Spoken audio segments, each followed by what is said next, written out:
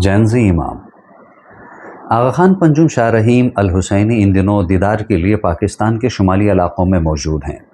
Vision और मिलनसारी में अपने परदादा सुल्तान मोहम्मद शाह का अक्स हैं। सुल्तान मोहम्मद शाह के क्रेडिट पर बहुत कुछ है।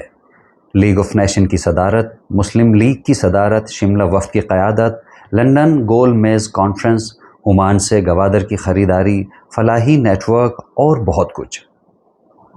मगर जो काम सबसे बड़ा है वो बर्र-ए-सग़ीर के मुस्लिम समाज में जदीद उलूम की तरवीज है। जदीद उलूम की कदर उन्हीं को हो सकती है जिनकी किताबें ज़ब्त हुई हों और लाइब्रेरियाँ जलाई गई हों, सदियों तक जिन्होंने जलावतनियाँ और तन्हाइयाँ काटी हों, मुहतसिब से छुप छुपाकर यूनानी फ़लसफ़ा पढ़ा हो। हम इस्माइलियों की तारीख़ में सिर्फ़ हसन बिन सबा के क़िला अल-मौत के बारे में जानते हैं, वो भी गलत जानते हैं। छापामार फिक्शन निगारों ने हमें क़िला अल-मौत की हशीश तो दिखा दी, उन खुफिया हलकों के बारे में नहीं बताया जिनसे जलावतन मुस्लिम फ़िलासफ़र और साइंसदान वाबिस्ता थे।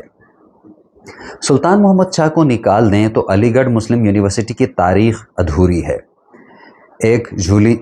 1 लाख जेब से दिए, 29 लाख के लिए शहर शहर झोली फैलाई, तब जाकर MAO कॉलेज अलीगढ़ यूनिवर्सिटी का दर्जा मिला। अलीगढ़ के बड़े नामों में एक यही थे जो औरत की शमूलियत के बग़ैर तरक्की के एजेंडे को नामुकम्मल समझते थे। बच्चियों के लिए उन्होंने स्कूल कॉलेज का अलग से जाल बिछाया।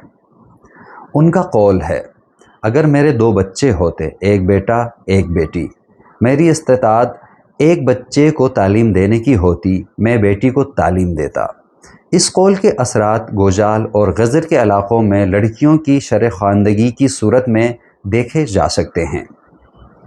95 से 97% तक शरह ख़वानदगी सिर्फ़ कौल का नतीजा नहीं है, इसमें अमल भी शामिल है। इमामत के 50 साल पूरे हुए तो अक़ीदतमंदों ने आगा खान सुल्तान मोहम्मद शाह को सोने में तोला। सोने और नजरानों की रकम बच्चियों की तालीम के लिए हुंज़ा और चित्राल भिजवा दी। ये कहानी इमामत के 60 साल पूरे होने पर फिर से दोहराई गई। जो कुछ है इसी अच्छाई के सदक़े है। शाह के बाद शाह के पोते शाह करीम अल हुसैनी मसनद पर आए। वो कम बोलते थे, ज़्यादा करते थे। उनकी पूरी ज़िंदगी अपने दादा के ख्वाबों की ताबीर में गुजरी। दादा के फलाही सोच को मुनज़्ज़म करके एक आलमगीर तहरीक की सूरत दी। साथ ही एक ऐसा मजाज तश्कील देने में ख़ुद को वक्फ़ किया जो फ़ितरत से हम आहंग हो, जिसमें ठहराव हो, जिसके लिए इंसानी हुकूक़ कानून का नहीं तबीयत का मामला हो, जिसके लिए मुकालमे का मतलब बोलने की आज़ादी ना हो बल्कि सुनने का हौसला हो, सनफ़ी बराबरी मामूल की बात हो, सिनफ़ी बराबरी मामूल की बात हो, जो बरतरी और तसल्लुत के शौक़ से पाक हो, जो खिदमत के बदले अक़ीदा ना ख़रीदता हो, तहज़ीबों के साथ तसादुम के बजाय अपने और दूसरों के बीच मुश्तरका क़दरें ढूंढता हो। प्रिंस ने किसी भी तसादुम से बचने के लिए ये सब इख़वान उल सफ़ा के मुफ़क्किरों की तरह खामोशी और तदब्बुर के साथ किया। अब आगा खान पंजुम शाह रहीम अल हुसैनी का ज़माना है। परदादा के ख्वाब पूरे हो चुके और मिजाज तकरीबन पनप चुका। अब दायरा बढ़ाने का वक्त है।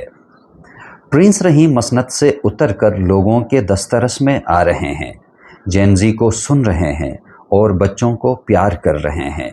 नॉलेज एक्सचेंज और आलमी शराकतदारी की सोच को नई रुख पर ले जा रहे हैं। ग्लोबल वार्मिंग को चैलेंज और मसनूई जहानत को हदफ के तौर पर ले रहे हैं। भाईचारा जैसे अल्फाज को लुगत से मिटाकर जेंडर न्यूट्रल अल्फाज को रिवाज दे रहे हैं। मसनूई जहानत के ज़रिए तालीम से महरूम करोड़ों बच्चों को कारामद बनाने की बात कर रहे हैं। ज़हनी सेहत को अहमियत दे रहे हैं।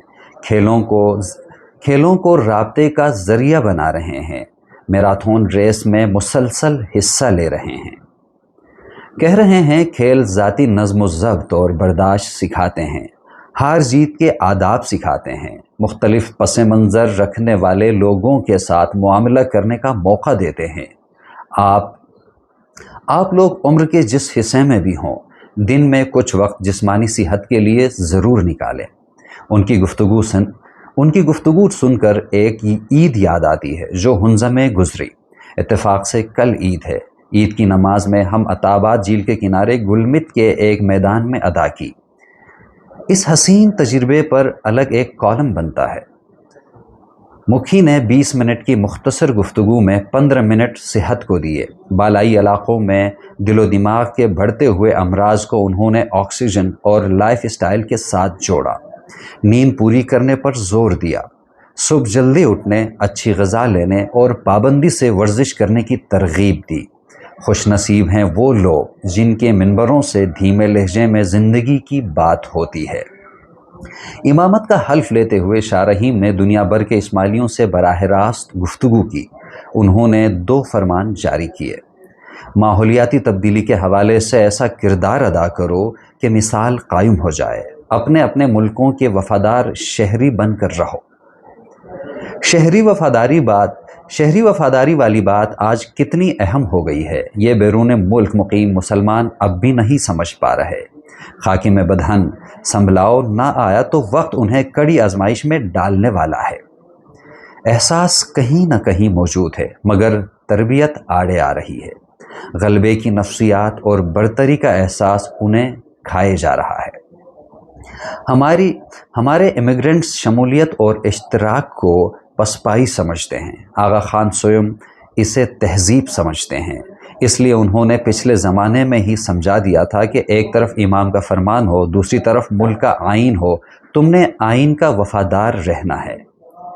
آج جب امریکہ اور یورپی ممالک میں سسٹم اور امیگرنٹس کے بیچ تصادم کے امکان بڑھ گئے ہیں تو پرنس رحیم نے بات کو پہلے ہی خطبے میں دہرانا ضروری سمجھا۔